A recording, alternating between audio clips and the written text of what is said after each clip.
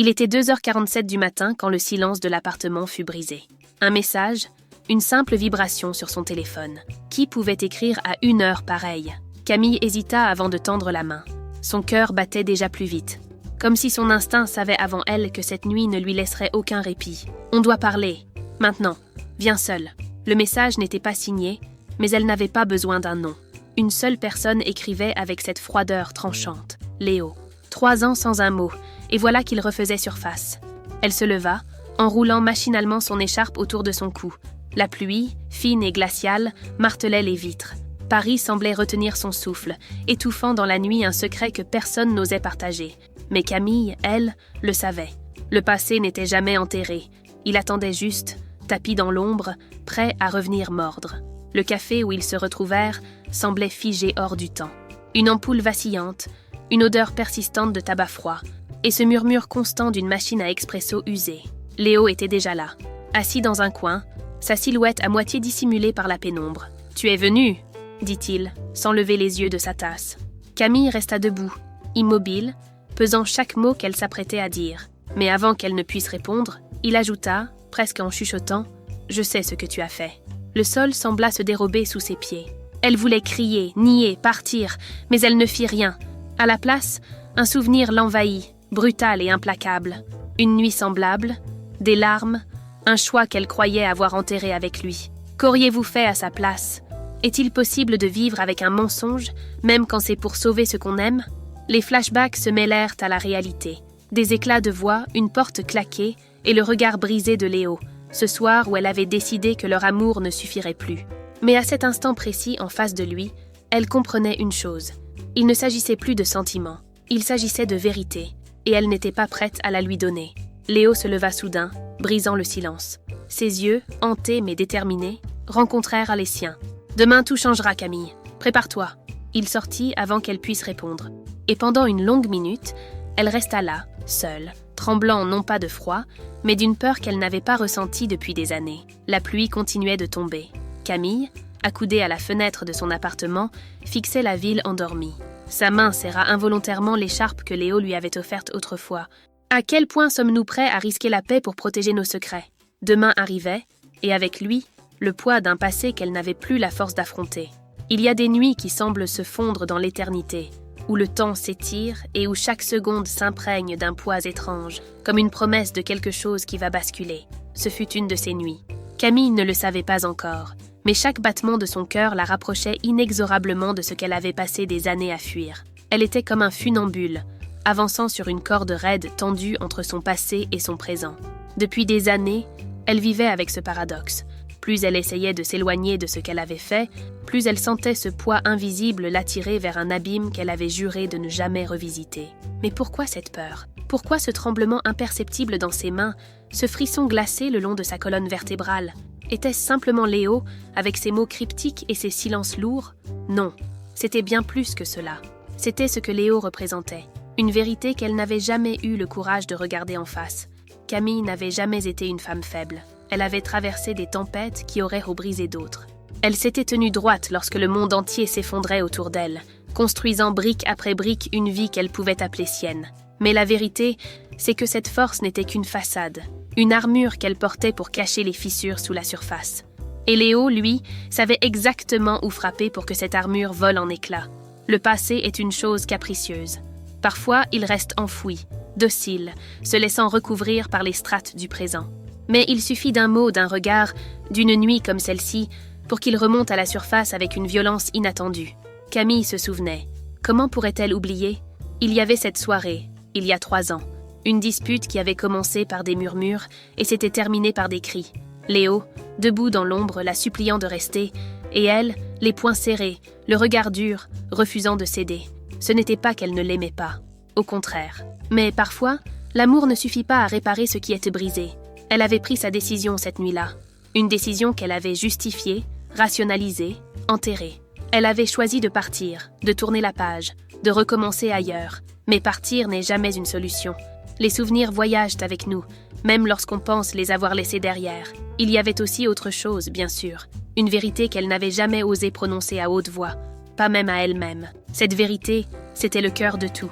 le nœud qui liait son passé à son présent et qui rendait impossible pour elle d'avancer véritablement. Car Léo n'était pas seulement un souvenir douloureux, il était une porte fermée, une question laissée sans réponse. Pourquoi était-elle partie? Pourquoi avait-elle choisi la fuite au lieu de l'affrontement?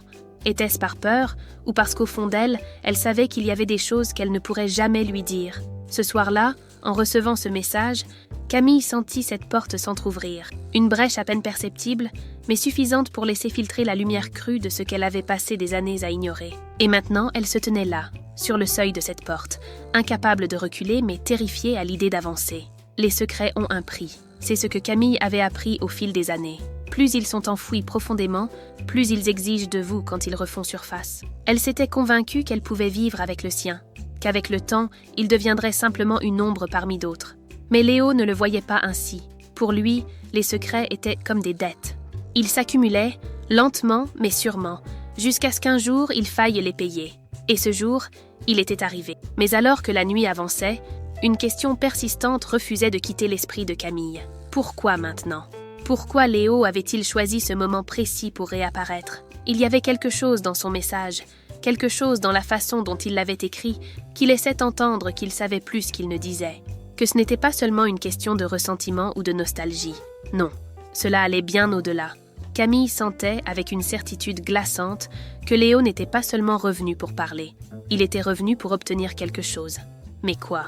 Et peut-être plus important encore, était-elle prête à le lui donner? Que feriez-vous à sa place? Combien de temps peut-on fuir avant que le passé ne nous rattrape? Camille n'avait pas de réponse. Mais ce qu'elle savait, c'est que la nuit ne lui offrirait aucun répit. Et lorsque le matin viendrait, elle serait face à un choix qu'elle n'avait jamais voulu faire. Un choix qui, quoi qu'il arrive, changerait tout. Le matin n'arrive jamais aussi vite qu'une âme tourmentée le souhaiterait. Pour Camille, il fut à la fois un soulagement et une condamnation. La lumière du jour avait cette habitude cruelle de rendre les ombres de la nuit plus profondes, de révéler ce qu'on espérait pouvoir ignorer. Mais ce matin-là, les ombres ne se contentaient pas de rester dans un coin de sa mémoire. Elles étaient là, tout autour d'elle, pesantes, inévitables. Elle savait que ce jour marquerait un tournant. Elle pouvait sentir ce poids presque tangible, une sensation étrange entre anticipation et terreur. Il y a des moments dans la vie où chaque fibre de votre être vous crie de fuir, mais où quelque chose, une force plus forte que la peur, vous pousse à rester. Ce jour-là, Camille n'allait pas fuir, pas cette fois. Il y a une vérité universelle que peu osent affronter. Ce que nous craignons le plus n'est jamais l'inconnu. Non, ce sont les réponses. Celles que l'on connaît déjà, celles qui se cachent dans les recoins de notre esprit, mais que nous refusons de formuler. Pour Camille, ces réponses avaient toujours été là, enfouies sous des couches d'excuses et de justifications. Mais ce matin, alors qu'elle se tenait au bord de l'abîme, elle savait qu'elle ne pouvait plus les ignorer. Léo n'avait pas réapparu par hasard. Il y avait une raison, une pièce manquante à ce puzzle qu'elle avait passé des années à essayer de reconstituer. Et cette raison, quelle qu'elle soit, allait exiger un prix. Les heures passèrent, lentes mais implacables. Chaque seconde était un rappel cruel de ce qui l'attendait. Camille sentit monter en elle cette tension familière, ce mélange d'adrénaline et de peur qui accompagne les moments où tout peut basculer. Elle pensa à Léo, à ce regard qu'il avait eu la veille, cette intensité froide et implacable. Ce n'était pas un homme en quête de réconciliation, ce n'était pas un homme porté par la nostalgie. Léo était en guerre, et cette guerre, elle avait commencé il y a bien plus longtemps qu'elle ne voulait l'admettre. Elle se demanda, une fois de plus, ce qu'il savait, jusqu'où il était allé pour recoller les morceaux de leur histoire commune, et, plus important encore, jusqu'où il était prêt à aller pour obtenir ce qu'il cherchait. Mais la vraie question, celle qui revenait sans cesse dans son esprit, était plus insidieuse, plus personnelle. Était-elle prête? Prête à affronter ce qu'elle avait fui? Prête à ouvrir cette porte qu'elle avait gardée fermée, même au prix de sa propre paix? Car c'est là tout le paradoxe. Nous passons notre vie à construire des murs pour nous protéger, mais il suffit d'un instant, d'une personne, pour que ces murs s'effondrent. Léo était cette personne pour Camille. Il l'avait toujours été. Et vous, que feriez-vous? Combien de temps pourriez-vous tenir face à quelqu'un qui connaît vos vérités les plus sombres? Le moment approchait. Camille pouvait presque le sentir dans l'air, comme une tempête qui se prépare, une tension électrique qui parcourt tout votre corps. Ce jour-là, il n'y aurait pas de fuite, pas d'échappatoire, seulement des réponses, et, avec elles, des conséquences. Le temps est une force impitoyable. Il avance sans relâche, ignorant nos hésitations, nos peurs, nos espoirs. Pour Camille, chaque tic-tac de l'horloge était une promesse silencieuse. celle que la vérité était inévitable. Et pourtant, une partie d'elle espérait encore, espérait qu'il y ait un autre chemin, une autre issue.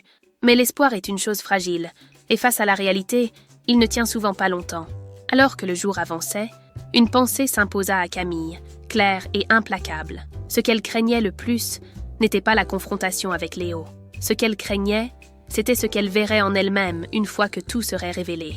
Car au fond, ce n'était pas Léo qu'elle avait fui toutes ces années, c'était elle-même. Et aujourd'hui, il n'y aurait plus nulle part où aller. Comment affronteriez-vous vos propres démons si vous saviez qu'ils pourraient tout détruire? Le monde autour d'elle semblait s'être ralenti, comme pour lui offrir une dernière chance de respirer, de réfléchir. Mais elle savait que le moment était venu.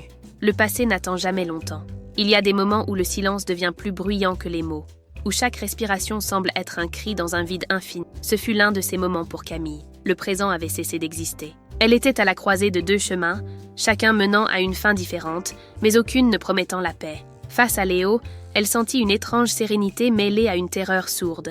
Il n'était plus simplement un homme. Il était le messager d'un passé qu'elle avait juré d'oublier, un miroir tendu devant elle, implacable et cruel. Et ce miroir ne reflétait pas seulement les erreurs, mais aussi les vérités qu'elle avait enterrées. Car il y a une chose que personne ne vous apprend. La vérité a un prix, toujours. Elle ne se dévoile jamais sans réclamer un sacrifice. Et ce jour-là, Camille savait qu'elle allait payer. Léo était là, calme, mais résolu, ses mots pesants comme des pierres. Ce n'était pas une confrontation, c'était un dénouement. Tout ce qu'ils avaient évité, tout ce qu'ils avaient nié, était enfin mis à nu. Et avec chaque mot, chaque confession, Camille sentit les murs qu'elle avait érigés autour de son cœur s'effondrer. Mais ce n'était pas la douleur qui l'effrayait. C'était ce qu'elle découvrirait une fois les murs tombés.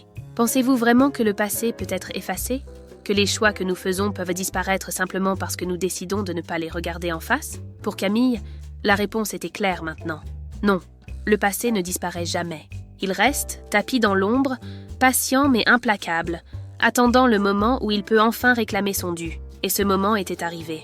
La vérité, c'est qu'il n'y avait jamais eu de bons ou de mauvais choix, seulement des choix.